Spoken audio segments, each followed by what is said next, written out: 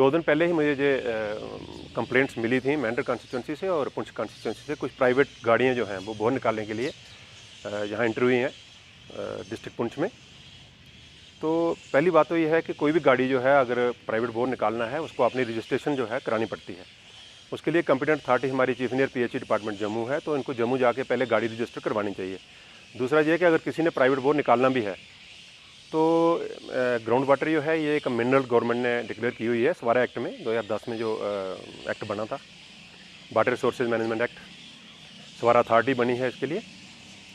Ground water की जो unauthorised exploration हम अलो नहीं कर सकते हैं, क्योंकि इस पर जो है हमारे ट्यूबवेल्स जो हैं वो आधारित हैं और ट्यूबवेल्स का पानी जो है जहाँ कुछ भी नहीं तो कम से कम हम रोज़ का कोई 45 लाख गैलन जो है हम निकाल रहे हैं पूरे डिस्ट्रिक्ट में। तकरीबन 35 लाख गैलन हम चश्मों से ले रहे हैं और 80 लाख गैलन रोज़ की जो है हमारी यहाँ की सप्लाई हो रही है पुंछ डिस्ट्रिक्ट में। तो इसके मद्देनज़र जब मुझे ये इन्फॉर्मेशन मिली तो मैंने इमीडिएटली ये मसला जो है डी साहब के नोटिस में लाया था।